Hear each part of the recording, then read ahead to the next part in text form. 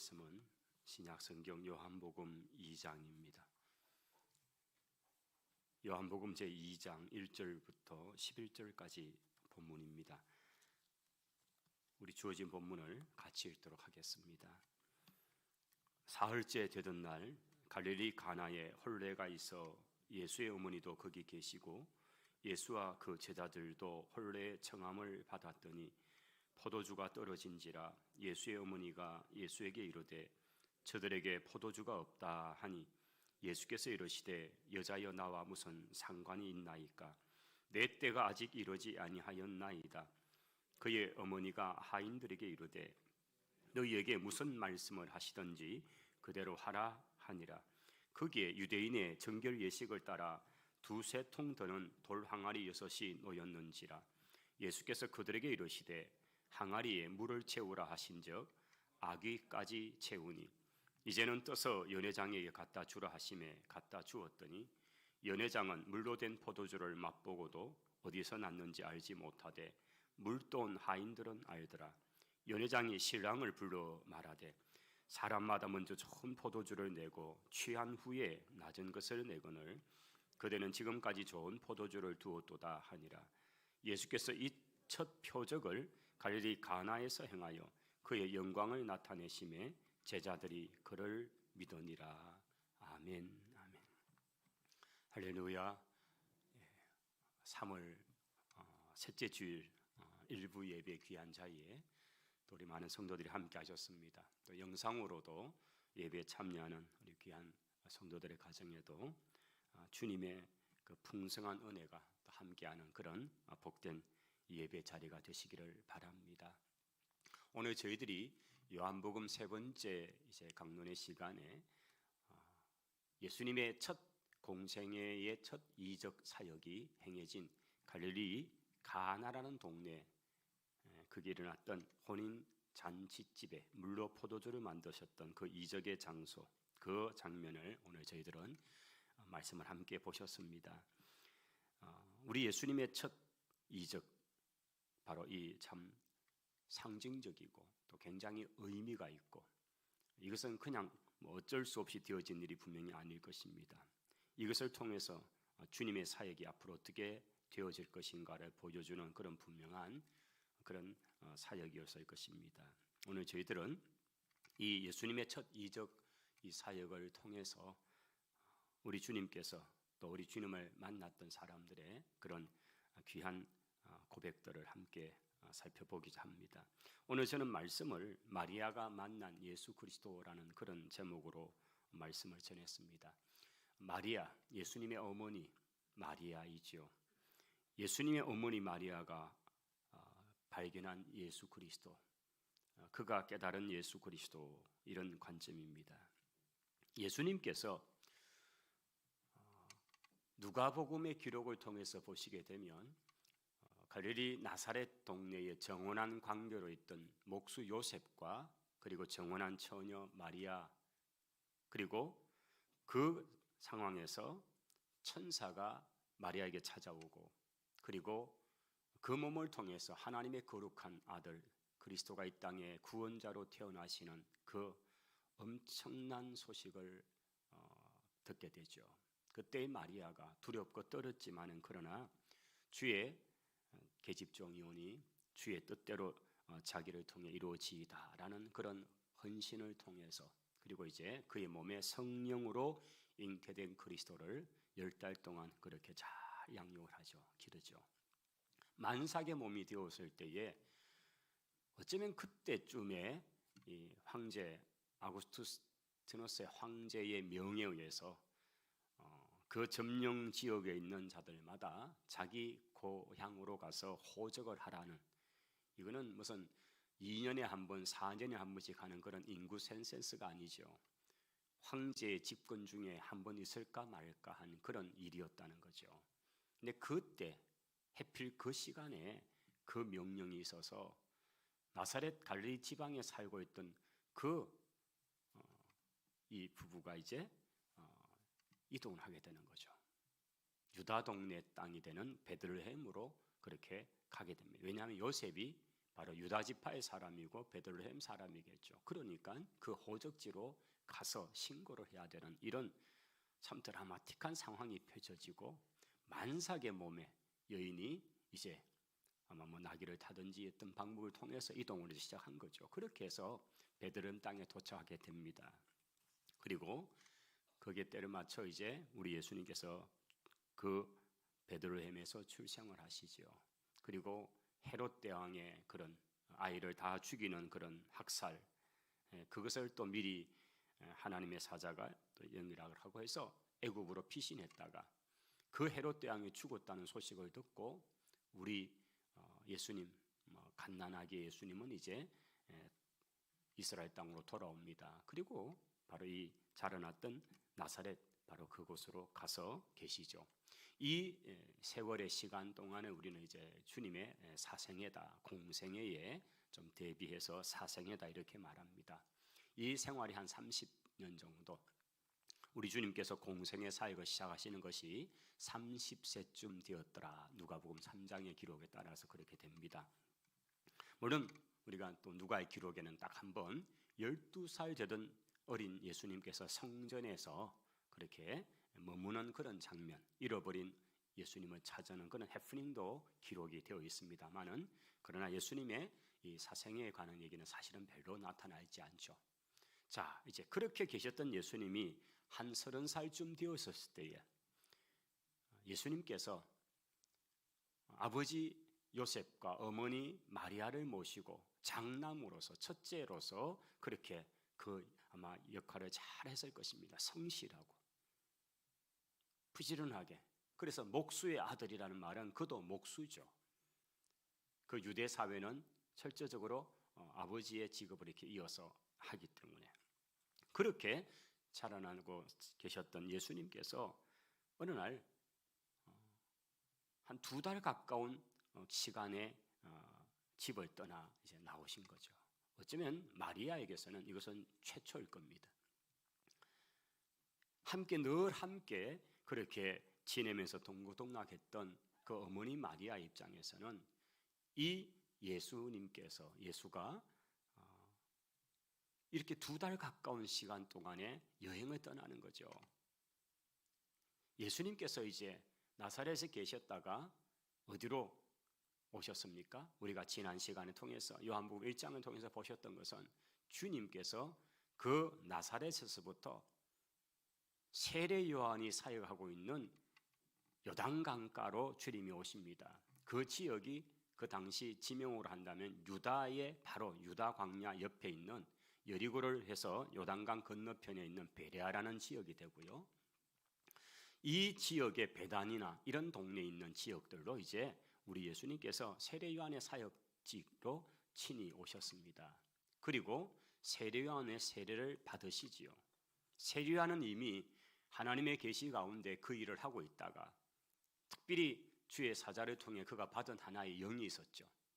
장차 하나님의 아들이라 일컬음 받는 한 분이 서게 될 텐데 그를 알 수 있는 것은 그가 성령으로 충만한 것, 성령이 그 머리 위에 임하는 것을 보게 될 사람이 네 앞에 서게 될 건데 그가 바로 하나님의 어린 양이라 일컬음 받는 분일 거다. 이런 이미 계시를 받은 상태였죠. 그리고 이제 많은 백성들에게 회개를 외치면서 세례를 주고 있는데 어느 날 자기 앞에 서신 한 분을 보는데 그의 영안이 열리죠. 그리고는 그가 바로 성령께서 하나님께서 말씀하셨던 그분이라는 것, 바로 성령이 그 위에 충만하게 거하는 것을 보면서 깜짝 놀랍니다. 그리고 그 물로 들어오시면서 세례를 받겠다 하시는 그분 앞에 제가 어떻게 세례를 베풀 수 있냐고 그렇게 손사래를 쳤지만은 우리가 이렇게 함으로써 하나님의 의를 이루자 하면서 겸손하게 자기 앞에 세례를 받으시는 그분, 그리고 그가 아마 그걸 보았겠죠. 그분께서 예수님께서 세례를 받으시고 물에서부터 오늘부터로 나오실 때에 하늘이 열리고 주의 성령이 그의 머리 위에 비둘기 같은 모습으로 임하시고 소리가 나서 이는 내 사랑하는 아들이라는 그런 하나님의 음성이 들려지는 정말 주님의 공생애를 마치 이제 시작한다고 하는 그런 빵빵빠레를 울리는 것처럼 공적인 어떤 그런 축하하는 것 같이 그런 놀라운 역사가 나타난 그 현장.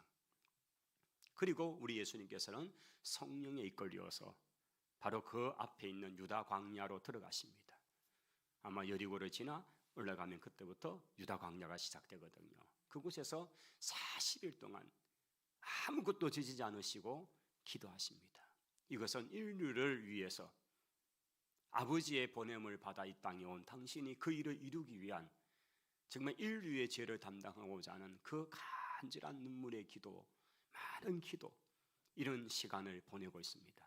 성령으로 충만한 상태에 계신 거죠. 그런데 시험하는 마귀가 와서 세 가지 시험을 하는 장면은 마태 기록에도 또 다른 성경 기록에도 나타나 있죠. 그 시험들을 오직 말씀으로, 하나님의 말씀으로 물리치시고 마귀가 이제 떠납니다. 우리 주님께서 그 시험을 이기시고 40일간의 기도를 마치시고 다시 바로 이 갈릴리, 이 요단강가에 사역하는 세례 요한의 사역 현장에 다시 주님께서 오신 것입니다. 그 주님을 보고 세례 요한이 말하죠. 자기의 따르는 제자들을 향해서 보라, 세상 죄를 지고 가시는 하나님의 어린 양이 바로 저분이시다라고 그렇게 자기 제자들에게 예수님을 이렇게 소개합니다. 그 제자가 요한이었고 안드레였죠. 이게 우리 지난 주일날의 우리 설교 내용이었습니다. 요한과 안드레가 세례 요한의 제자로서 있으면서 가장 먼저 예수님을 따라갑니다. 아마 그 많은 수많은 사람들이 세례터에 와서 세례를 받고 이런 상황 속에서 예수님이 어디에 묵고 계시는지 궁금해서 이 요한과 안드레가 몰래 아마 따라갔을 것입니다. 예수님께서 돌아보시면서 뭘 원하느냐, 아마 왜 나를 따라오느냐, 또는 뭘 도와줄까, 이렇게 주님께서 물으실 때에 어디에 머무십니까?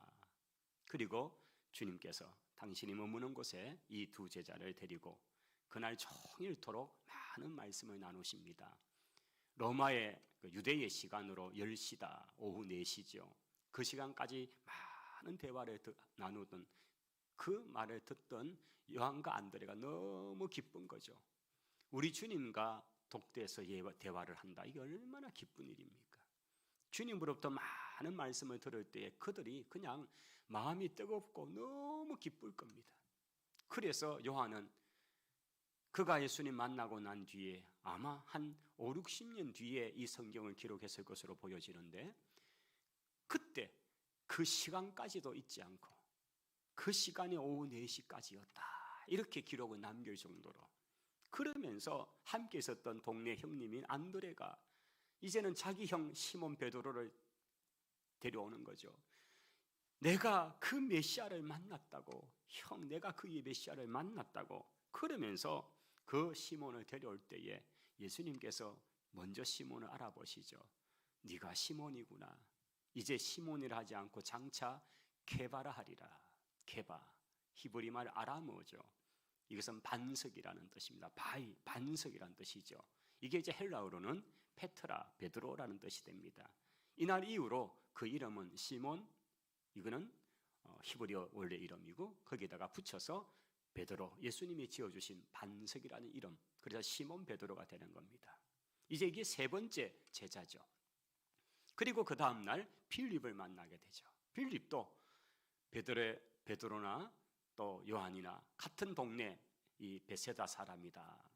그래서 그 같은 동네 사람이 지금 세례 요한의 사역지에 다 와서 지금 막 거기서 있으면서 뜨겁게 활동하고 있는데 이 빌립을 만났습니다. 그러자 우리 예수님께서 이 빌립에게 나를 따라오라 이렇게 말씀하셨죠. 그리고 빌립은 예수를 만나고 또 너무 좋아서 자기 친구 나다니엘을 또 이제 데리러 가는 겁니다. 나다니엘에 가서 내가 메시아를 만났다. 내가 모세의 율법에 기록되었고 모든 선지자가 말한 바로 그 성경에 기록된 그 메시아를 내가 만났다. 그분이 다름이 아니라 바로 우리 동네 가까이, 우리 지역에 가까이 있던 바로 나사렛 사람, 바로 그분이다. 예수라는 분이더라. 이렇게 소개를 하니까 시큰둥하게 나다니엘이 반응을 했잖아요. 무슨 총구석 나사렛에 선한 게 나냐 말이야. 나는 그래도 그보다는 좋은 동네, 큰 동네 사람인데 아마 이렇게 어떻게 그 산촌 벽촌에 그런 일이 있냐 이러면서 이제 좀 했죠. 그리고 마지못해 빌립을 따라서 이렇게 이제 예수님 앞에 오고 있었던 것입니다. 그런데 예수님께서 그 나다니엘을 대단히 알아보시면서 나다니엘아 이름을 부르시면서 빌립이 너를 부르기 전에 네가 무화과나무 아래에 있는 것을 내가 보았다 이렇게 말씀하니까 그냥 그 말 한마디에 나다니엘은 나자빠지는 겁니다. 빌립이 오기도 전에 자기는 뭐 하고 있었습니까? 속히 하나님이여 우리를 불쌍히 여기소서 이 땅을 구원해 주시옵소서, 이 로마의 압제에서 우리를 구원해 주시옵소서, 빨리 이 땅에 메시아를 보내주십시오, 참으로 구원을 위해서 하나님 나라 도래를 임해 속히 우리를 구원해 달라고 하는 그런 기도를 드리는 그 바로 그것이 무화과 나무 아래에서 경건한 자들이 하나님 앞에 참으로 기도하는 바로 그 모습이거든요.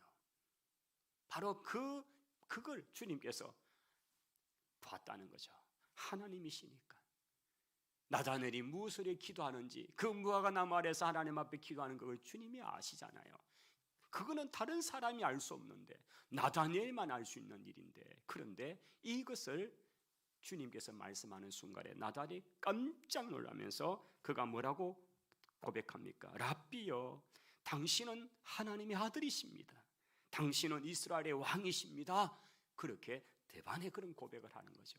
이제 여기까지 5명의 제자가 이제 사실은 생겨난 거죠. 그들이 예수님 만난 거죠. 너무 기쁜 겁니다. 그리고 이제 이들과 더불어 주님께서는 원래 동네인 이제 갈릴리 지방으로 이동을 하시는 것입니다. 이 요단강가 아마 베단이라는 이 동네에서부터 나사렛이나 가나라는 동네까지 이동하는 데는 한 50km 정도 보통 된다 그러니까요.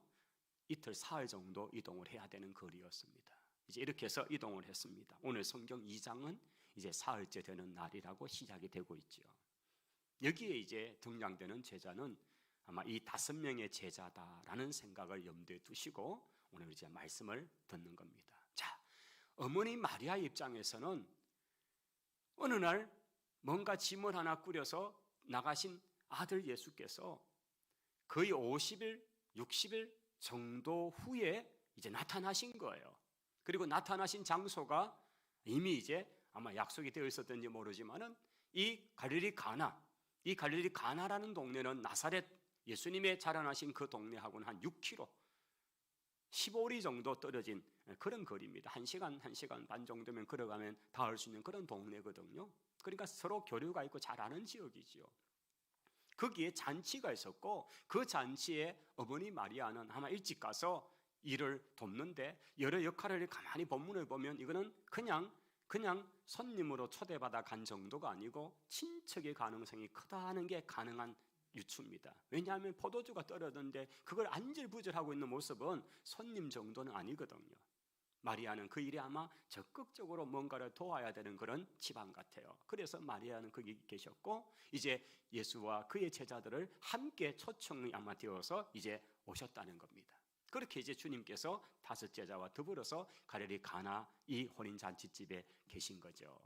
잔치는 일반적으로 이 결혼식 잔치는 일주일 동안 한 7일간 정도 이렇게 벌어지는 것이 그 당시 풍습이었습니다. 물론 우리도 옛날에는 잔치가 하루는 아니었습니다. 며칠에 걸쳐서 잔치를 했는데 이 유대인들은 일주일에 걸쳐서 잔치를 하는 겁니다.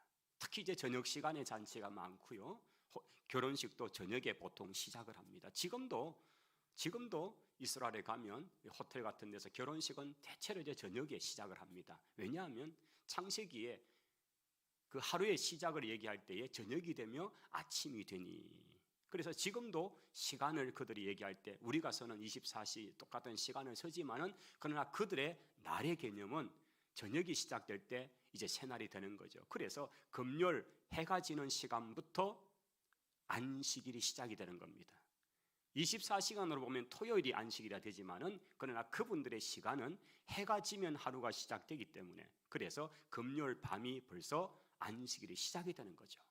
그런 개념으로 저녁에 하루가 시작되는 바로 그 시간에 잔치하는 것이 지금까지 계속되는 전통입니다. 저녁 잔치, 하루의 시작이 되는 시간, 이런 개념이죠. 자, 그 잔치가 일주일쯤 진행이 되면요, 생각보다 많은 손님이 올 수도 있고요, 또 음식을 계속 먹고 그 중에 기쁨이 되는 그 잔치의 아주 상징적인 것은 포도주입니다. 어떤 그런 잔치든 사실 포도주는 그들에게 일상적으로 마시는 그런 중요한 음료죠. 그래서 이게 예상보다 생각보다 너무 일찍 이 포도주가 동이 나버린 상황이 되었다는 것이 오늘 이 본문의 상황입니다. 포도주, 준비된 포도주. 이 잔치는 뭐 아무나 오는 것 아니거든요. 분명히 초청을 해야 오는 게 잔치입니다. 초대장을 받아야 오고 초청을 받아야 참석할 수 있는 것이 잔치. 이게 우리가 성경에 우리 주님께서 비유하신 그 혼인잔치 얘기도 그런 거죠. 다 초대를 해야 초대를 받은 사람만 올 수 있습니다. 그런 사람들이 오지 않으니까 들로 산으로 가서 아무나 데려오라는 것이 그 주인의 그 잔치의 어른의 그런 그 마음이라는 것이 나타나는 정도죠. 초대한 사람들이 얼마고 그러면 이분들이 얼마 동안 음식을 먹고 이런 계산이 나와서 식사 준비를 다 하고 또 포도주도 준비를 했을 텐데 그런데 포도주가 떨어져 버린 겁니다. 포도주가 떨어졌다는 것은 사실은 그 잔치에 그 혼주집에 잔치를 여는 호스트 집에서는 사실은 이게 수치요 부끄러움이죠. 도대체 얼마나 사람이 준비를 못하면 잔치 음식이 떨어지도록 했냐. 이거는 참 부끄러움이 되는 거죠. 이제 이런 난처한 상황 속에 있을 때에 사실 이 잔치에 혼주가 있고 부모가 있고 그 다음 신랑이 있을 것입니다. 여기 보면 특히 이제 신랑이 오늘 등장이 잠깐 되는데 그리고 이 잔치 전체를 이제 진행하는 그런 바로 그런 사람이 있죠. 그게 바로 연회장이라는 이름으로 나타납니다. 이 잔치에 뭔가를 다 맡아서 이제 그렇게 하는 이 역할을 해주는 사람이 연회장이거든요. 이 사람은 좀 술이 떨어졌는지 포도주가 남아있는지 없는지 이런 걸 사실은 다 관장하고 매니저해야 될 사람인데 그런데 그 역할을 하지 않고 그냥 이 사람도 보면 흥청망청하고 있는 거예요. 그래서 가장 안달이 난 분이 바로 예수님의 어머니 마리아였던 것입니다. 그래서 이 떨어진 상황 앞에서 예수님 앞에 이렇게 얘기를 하죠. 3절에 보시면 포도주가 떨어진지라 예수의 어머니가 마리아입니다. 예수에게 이르되 저들에게 포도주가 없다 이렇게 말하죠. 지금 굉장히 상황이 그렇게 난처한 상황에서 마리아가 그 얘기를 꺼낸 것입니다. 그러자 4절에 보시면 예수님께서 이렇게 대답하십니다. 여자여 나와 무슨 상관이 있나이까 내 때가 아직 이르지 아니하였나이다 라고 대답을 하시는 것입니다. 사실 우리 번역에 여자여 그런데 참 예의도 없다. 엄마 보고 여자여가 뭐냐고 이렇게 또 해석하는 분이 있는데 요 원어적 의미는 굉장히 여성분을 높인 표현입니다. 뭐 영어에서 madam 굉장히 존중하는 영어식 표현이거든요. madam, lady 이런 말은 굉장히 좀 높이는 그런 표현입니다. 그래서 어머니라는 표현이 아니라 여자여라는 이 표현은 그 여성을 부르는 말들 중에 굉장히 존칭어로서 표현을 한 거죠. 그런데 그 뒷이야기 나와 무슨 상관이 있습니까? 내 때가 아직 이르지 않았습니다. 이 말은 주님이 분명히 거절하는 내용이죠. 주님이 거절하고 있는 내용입니다. 그런데 5절에 보시면 어머니 마리아가 분명히 아들 예수님이 이 일에 대해서 당신이 상관하기를 원치 않다는 걸 분명히 느꼈는데 분명히 그렇게 말했는데도 불구하고 어머니 마리아는 그 집에 지금 잔치에 일하고 있는 아마 그 집에 일하고 있는 하인들을 시켜가지고 너희에게 저 예수님이 무슨 말씀을 하든지 무슨 지시를 하든지 너희들은 그대로 따라서 해야 된다라고 그렇게 단단히 얘기를 하고 있는 겁니다. 아니 예수님은 안 한다 그러셨는데 내가 무슨 상관이냐 했는데 마리아는 그 종들에게 예수가 무슨 얘기를 하든지 간에 너희는 그 따라서 그대로 해야 돼. 군소리 하지만 그 따라 해라고 지금 지시를 하는 거죠. 그리고는 6절에 보니까 거기에 유대인의 정결 예식을 따라서 2-3통 물을 길어서 담을 만큼의 돌 항아리가 6개가 놓여 있다는 것입니다. 그런데 예수님께서 상관없다 하시는 분이 7절에 보니까 그 하인들에게다가 저거 항아리 돌 항아리에 물을 아구까지 그냥 넘치도록이란 말이죠. 그냥 가득 다 채워놔라고 명령을 내리고 있는 것입니다. 그러자 이 하인들은 당연히 해야 되죠. 그렇게 해서 물을 가득 그냥 가득 채워서 딱 채워놨습니다. 그러자 예수님께서 그 하인들에게, 종들에게 이제 떠서 그 물을 부어다가 담아다가, 이제 포도주를 담는 그릇은 따로 있잖아요. 거기다가 담아서 연회장께 갖다 줘라라고 말씀하는 겁니다. 그래서 하인들이 이 도대체 무슨 영문인지 물을 거기다 부으라 했다가 또 그걸 이제 따라가지고 연회장에 가져가라 그러니까 이제 그래 부어서 가져간 거예요. 연회장은 이제 뭐 이런저런 소식을 들었는지 어쨌든 이제 그 하인들이 가져온 그 포도주를 담아놓은 그 우리 같으면 뭐 주전자라 표현할 수도 있고 그런 그거죠. 자로 그걸 이제 들고 맛을 우선 봤겠죠. 봤는데 깜짝 놀라는 거죠. 자기가 여러 잔치를 다녀봐도 이렇게 맛있는 포도주를 먹어본 적이 없는 거죠. 그러면서 신랑을 부르다가 참 칭찬을 하는 거죠. 참 우리 신랑이 정말 칭찬받아야 된다고. 보통 집에 가면 좋은 거 먼저 내었다가 사람이 취하면 맛도 모르고 그럴 때 이제 나쁜 거 슬쩍 넣어가지고 그렇게 해서 보통 하는 게 잔치의 보통 집인데, 어떻게 이 잔치가 끝나가는데 이렇게 더 좋은 극상품 포도주가 이렇게 있어서 이렇게 잔치 끝을 이렇게 멋지게 마치느냐 하면서 막 신랑을 칭찬을 해주고 있는 것입니다. 근데 여기 성경에 이렇게 관심을 갖고 있죠. 연회장은 이 포도주가 어디서 났는지 전혀 모르고 있고, 그런데 하인들은 아는 거죠. 이게 어떻게 되는 영문인지. 하여튼 예수라는 분이 뭐 물을 부으라 했는데 그걸 바다가 가니까 막 술이 포도주가 너무 좋다고 막 하고 이런데 이 상황을 하인들은 잘 알고 있더라라고 그렇게 되어 있는 거죠. 그리고 11절이 사실은 이제 이 이적의 핵심 이야기입니다. 이것 때문이죠. 무슨 그 잔치집 이루게 하려고 한 게 아니죠. 물론 큰 의미로는 있죠. 그러나 핵심은 11절이죠. 예수께서 이 첫 표적을 갈릴리 가나에서 행하여 그의 영광을 나타내심에 그의 제자들이 그분을 믿으니라. 할렐루야. 여러분, 이 표적의 목적이 여기 있는 거죠. 당신이 누구이신지를 드러낸 거죠. 당신이 누구이신지를 드러내는 것이 당신의 영광을 나타내는 것이고, 그리고 여기 지금 함께 따라왔던 5명의 제자들, 이 제자들이 지금 예수가 누구이신지를 그들이 지금 발견했잖아요. 예수님이 누구이신가를 보면서 저 요단강가 세례 요한을 따라다니는 그들이 이제 예수님께로 제자로서 전환을 한 거잖아요. 따라왔잖아요. 물론 자기 고향 동료로 돌아오는 길에 같이 왔겠지만은, 그리고는 과연 이 예수님이 정말 놀랍도다. 어떻게 이런, 자기들이 분명히 그걸 봤잖아요, 현장에서. 그래서 예수님을 믿으니라라는 것으로서 이적의 목적은 바로 예수가 하나님의 아들이시다는 사실을 믿게 하려 하는 것이더라. 할렐루야. 우리에게 병고침이 나거나 문제 해결이 나거나 이적이 나타나는 목적, 결과는 결국은 그분을 믿음으로 나아가는 것으로 나타내야 되지, 내 유익이 되고 내가 좋아졌다, 내가 나아졌다, 내가 평안해졌다, 그거로 끝난다면 되는 게 아니다라는 얘기를 분명히 하고 있는 거죠. 그 이적을 경험한 사람들이 주님을 버리는 그 일들은 우리가 베세다 들녘의 오병이어 사건 위에 보게 됩니다. 수많은 사람이 따라와서 이적을 보았지만은 나중에 그들은 어려운 이야기, 주님의 십자가 이야기, 이런 일이 있으면 결국 다 주님을 버리고 떠나가 버리고 마는 거죠. 이적이 그들을 아니라는 거죠.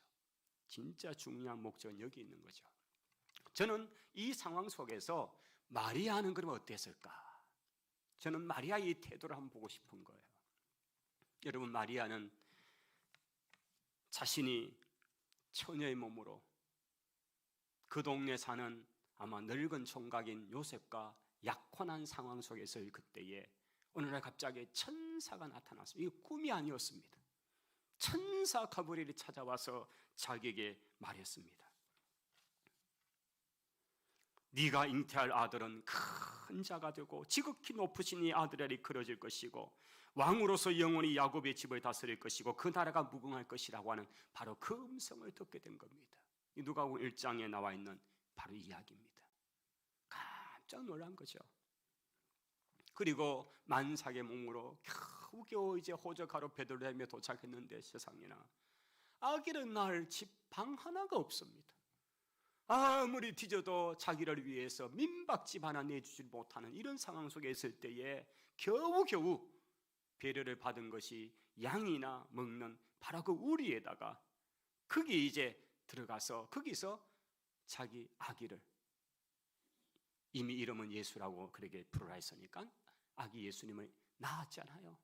그리고 얼마 있다가 처음 본 외국 사람들, 저 페르시아 같은 쪽에서 복장을 하고 있는 분들이, 큰 박사들이 낙타를 타고 많은 종들을 거느리고 자기 집에 도달하면서 왕으로 나시니가 여기 계시다면서 경배를 하면서 황금을 드리고 유향을 드리고 모략을 드리는 그 경험을 했잖아요. 깜짝 놀란 일이죠. 아니, 이 아기를 왕이라고 그렇게 부르면서 그렇게 경배를 하고 있는 그 페르시아에서 온 그 박사들의 방문을 받으면서, 이것도 보통 일이 아니었죠. 그리고 또 정결 예식을 따라서 그 갓난아기를 품에 안고 이제 예루살렘으로 올라갔잖아요. 거기 올라갔을 때 시몬이라는 나이 많은, 늘 기도하는 그 할아버지가 그 아들 예수를 위해 축복을 하면서, 그리스도를 배웠기 전에는, 메시아를 배웠기 전에 내가 죽지 아니하리라면서 그렇게 기도하던 그분이 내 눈이 주의 구원을 보았나이다, 이 일은 하나님께서 마련하신 것입니다, 이제 나를 평안히 가게 하시니 감사합니다 하는 그 노종의 축복을 예루살렘 성전에서 그녀가 경험했잖아요. 그뿐입니까? 12살 되던 때에 아기 예수를 데리고 아마 성인식 같은 그런 시점에 왔더니만은 아이가 같이 잘 따라오고 있는 줄 알았는데 여리고에 내려갔더니 아이가 없습니다. 그래서 그 밤은 갈 수가 없으니까 하루를 묵고 이제 그 다음날 이른 아침에 출발해서 예루살렘 여리고를 향해서 올라갔죠. 하루길입니다. 또 이제 더 이상 또 밤에 찾을 수가 없으니까 또 하룻밤을 자고 사흘째 되는 날에 예수님을 발견한 장소가 성전 안이었습니다. 3일 만에 만난 이 12살의 예수가 뭘 하고 계셨습니까? 선생들과 함께 토론하면서 막 하고 있는데, 아이고 우리가 얼마나 찾은 줄 아냐고, 도대체 네가 왜 우리 따라오지 않고 있었냐니까, 내가 내 아버지 집에 있어야 될 줄을 몰랐습니까? 라고 하는 그 당돌한, 당찬, 눈빛이 차렁차렁한 그 10대의 어린 예수, 이 경험도 있잖아요. 그러니까 이 30년의 사생활 생활 동안에 이 예수와 함께 마리아가 보았던 예수는 보통 분이 아니었죠. 그랬기 때문에 바로 이번에 한 2달간 가까이 여행을 떠나버린 그 예수를 이제 드디어 만났을 때에 성령의 충만한 모습으로 나타났을 그 예수를 보면서 마리아의 마음속에는, 야, 이제 그때 그 일을 이루려 하시는구나. 아마 마리아는 뭔가 생각이 많았을 거예요. 뭔가 이제 메시아로서 일을 하실 건가, 이런 생각을 하면서 이제 뭔가 좀 이 위기를 한번 해결해 봐달라고 그렇게 요청했을 거라는 거죠. 그런데 예수님은 거절을 합니다. 여자여, 나와 무슨 상관이 있습니까? 내 때가 아직 이르지 않았습니다. 여러분, 이 마리아는 예수님에서 완전히 알지 못하잖아요. 사실은 그와 함께 자라났던 형제들 또 동생들도 똑같았습니다. 여러분, 이 동생들이 예수님에서 제대로 이해하지를 못하고 깨닫지 못하니까 그들이 하고 있는 일들을 보면요, 계속적으로 형님, 좀 사람이 떠려면 수도로 가세요, 서울로 가세요, 말은 나면 제주도로 보내고 사람은 서울로 간다 하지 않습니까? 우리식으로. 형님 좀 떠려면 수도로 가세요, 예루살렘에 가셔야지요, 이러면서 막 형을 부추기는 이런 얘기도 있고요. 한때는 뭐 정신이 나갔다 귀신 들렸다 그러면서 찾아오기도 하고요. 이런 동생, 어머니도 역시요. 그러니까 완전한 예수님에 대한 것은 이해하지 못하는, 부분적으로 뭔가 아직까지는 정립이 안 된 상태, 이런 때에 아마 그런 모습처럼 마리아도 예수님에 대한 것이, 이런 지난 한 30년의 세월 동안에 주님에 대한 여러 가지 생각이 있었을 것입니다. 이제는 주님이 뭔가 이루겠구나, 예수가 뭔가 하시겠구나, 그러면서 뭔가 물로 포도주를 만들거나 아니면 포도주가 없는 것을 해결을 해주시거나, 뭐 그 방법은 자기가 모르니까 뭔가 이 어려운 상황을 좀 해결해 달라고 그렇게 주님 앞에 요청을 했을 때 주님은 거절했습니다. 왜 그럴까요? 그것은 주님이 이 땅에 오신 목적이 마리아의 기대 또는 동생들의 기대와 같은, 뭔가 로마를 압제에서부터 해방해내는, 그들이 지금 제자들이 계속적으로 끝까지 지금 그들이 요구했던 것은 뭔가 한 자리를 차지하고 뭔가 왕권을 새롭게 하는 뭔가 그런 혁명적 정부를 이루는 이런 여러 가지 생각들, 주님은 그것 위에 온 게 아니기 때문에 주님이 오신 목적은 나를 보내신 하나님 아버지의 뜻을 이루고자 하시기 때문에 주님은 언제나 거기에 맞춰 있었잖아요. 그러니 주님의 이 대답은 여자여 나와 무슨 상관이 있습니까? 내 때가 아직 이르지 않았습니다. 우리 예수님께서 내 때라는 이 표현을 몇 번 하시는데 특별히 요한은 여기에 대단한 관심을 갖고 있습니다. 그날 바로 이 지금 가나의 이 상황에서 내 때가 아직 이르지 않았다는 이 이야기를 요한은 가슴에 갖고 있었겠죠. 그리고 요한은 요한복음 7장 30절, 8장 30절, 13장 1절 몇 군데에 그려서 요한에게서는 독특하게 주님의 때라는 이 상황을 다 기록을 옮겨놨습니다. 7장에 보면 그들이 예수를 잡고자 하나 손을 대는 자가 없었으니 이는 그의 때가 아직 이르지 않았기 때문이라는 말씀이 있고요. 8장 30절에 가면요, 성전에서 가르치실 때에 성전 헌금궤 앞에서 이 말씀하셨으나 잡는 사람이 없었으니 이는 그의 때가 아직 이르지 않았기 때문이다. 그리고 13장에도 가면 유월절 전에 예수께서 자기가 세상을 떠나 아버지께로 돌아가실 때가 이른 줄을 아시고 세상에 있는 자기 사람들을 사랑하시되 끝까지 사랑하셨다는 기록이 나옵니다. 여기에 공통적으로 그 때, 주님이 말씀하는 그 때가 뭘까요? 이게 바로 오늘 2장에 나오는 때와 같은 거죠. 이 때는 바로 십자가에 죽으시고 백성을 구원하기 위한 때, 온 백성을 구원하시고자 당신이 이 땅에 오신 그 목적, 십자가에 죽으시고 바로 십자가에 죽는 그때가 영광을 받으시는 때라는 사실을 아는 거죠. 당신이 이걸 위해서 오신 거죠. 오늘 마리아의 이 요청 앞에서 마리아는 어쩌면 인간적인 이 위기를 좀 해결해 달라는 얘기였다면 주님의 대답은 나는 아버지의 뜻을 위해서, 아버지의 것을 위해서 합니다. 내가 지금 기적을 베풀어서 물로 포도주를 만들어내는 이 일을 하는 것은 당신의 요구가 아니라 아버지가 나를 통해 하시고자 하시는 그걸 위해서 내가 합니다 라는 것을 주님은 몸으로 메시지를 전하고 있는 것이죠. 단순히 효도하지 않았다, 어머니의 말에 거역했다의 차원이 아니죠. 주님은 무엇 때문에 이 땅에 오셨는지를 우리에게 보여주시는 것입니다. 아마 마리아는 보통 사람과는 다르게 그가 한 30년 세월 동안 있으면서 예수님에 관해서 누구보다도 가장 가까이서 여러 가지 이적 같은 아주 특별한 상황들 속에서 참 내 아들이지만은 이 예수는 정말 이런 마음이 많았을 것입니다. 그리고 나중에는 그녀는 예수가 하나님의 아들이시라는 사실에 대해서 얼마나 그렇게 가지면서 그가 돌아가실 때까지 일생을 그리스도, 비록 자기의 몸을 입어 이 땅에 태어난 분이지만은 그러나 하나님의 아들이라고 하는 위대한 고백, 이것으로 이어져 간 것입니다. 마리아는 예수님 말하는 속뜻을 잘 아는 것 같습니다. 예수님이 이렇게 여자여 나와 무슨 상관이 있습니까? 내 때가 아직 이르지 않았습니다 라고 말하면 보통 사람 같으면 아이고 하면서 끝날 수 있지만요, 그 다음 마리아 행동을 보십시오. 예수님의 속뜻을 아니까 이 행동을 한 거죠. 하인들을 시켜서 예수가 무슨 말씀을 하든지 너희들은 그 말대로 해라 라고 이렇게 당부를 해놓는 걸 보면 마리아는 이미 아는 거예요. 눈빛으로 알고 저 말이 무슨 의미인지를 아는 거겠죠. 그리고 그는 예수님을 깊이 신뢰한 거죠. 그분이 무슨 말을 하든지 분명히 가장 선한 것을 이루어낼 것이다 하는 것을 믿는 거죠. 신뢰.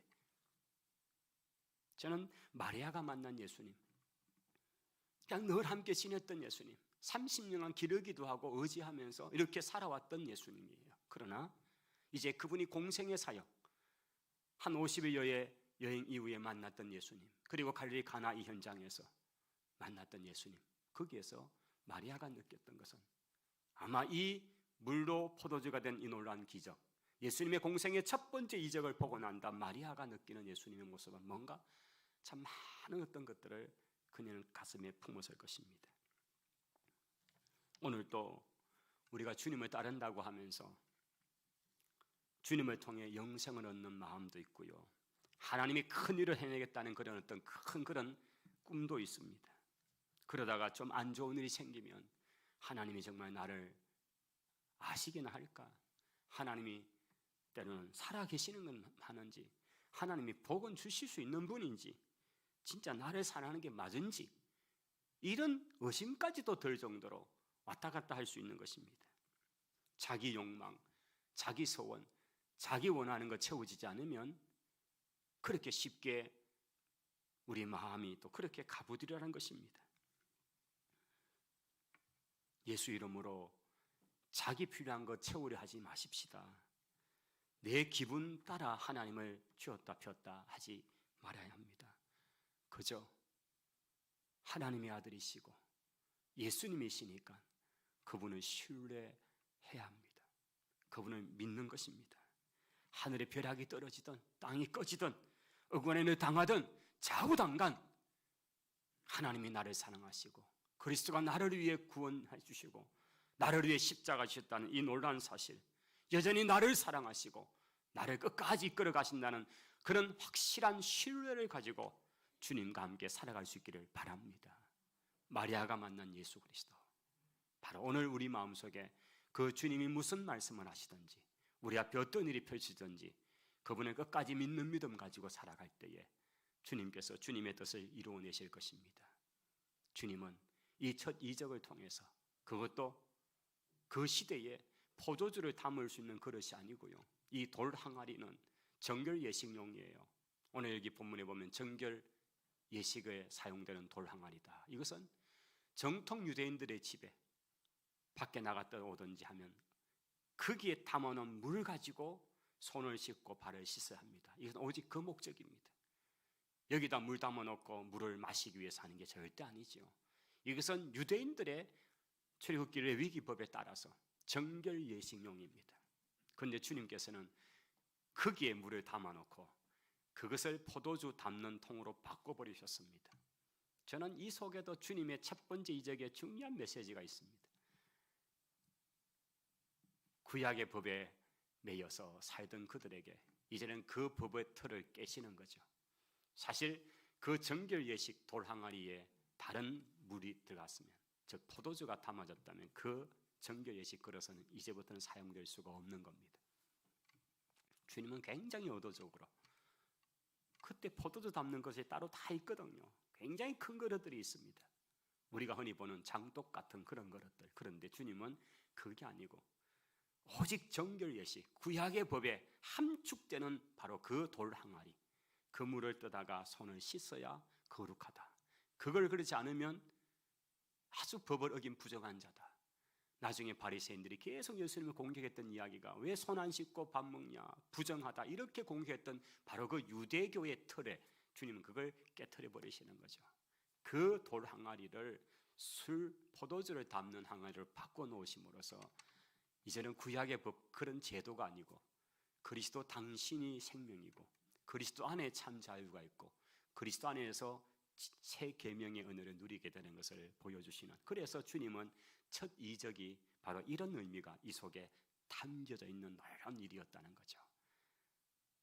기독교는, 예수님과 함께하는 이 신앙은 잔치집이라는 메시지도 있는 거죠. 초상집이 아니었고 잔치집이다, 축제다. 오늘 우리가 주일이라는 이 개념, 로스데이, 주님의 날이라는 이 개념은 뭘까요? 주님이 사망 권세를 이기고 무덤에서 부활하셨기 때문에, 그래서 그날을 우리는 주의 날이라고 정하면서 오늘 드리고 있는 거죠. 오늘 주일은 그런 의미에서 가나의 혼인잔치와 같은 잔치의 성격이 합니다. 부족한 것이 채워지고 약한 것이 온전해지게 되는 그런 은혜의 시간이 우리가 드려지는 매 주일 잔치 같은 우리의 모임이 되기를 주님 이름으로 축복합니다. 기도하십시다. 하나님 감사합니다. 오늘 이 아침에 주의 전에 나온 주의 성도들, 우리 주님이 공생의 첫 번째 이적을 베푸셨던 갈릴리 가나 이적 속에서 주님 만난 제자들의 모습, 주님을 발견한 어머니 마리아의 모습, 또 주님의 그 사역의 의미들을 보았습니다. 오늘 우리 속에도 주님에 대한 그 신실함, 신뢰함이 있게 하시고 또 우리 기독교가 어떤 성격인지를 잘 참으로 우리에게 보여주신 것 같이 주님과 더불어 부활에 참여하고 우리의 부족을 채우시는 그 잔치집의 분위기가 오늘 우리의 모임이 되게 하시고 우리의 신앙의 생활이 되게 해 주옵소서. 예수님 이름으로 기도하옵나이다. 아멘. 우리 찬송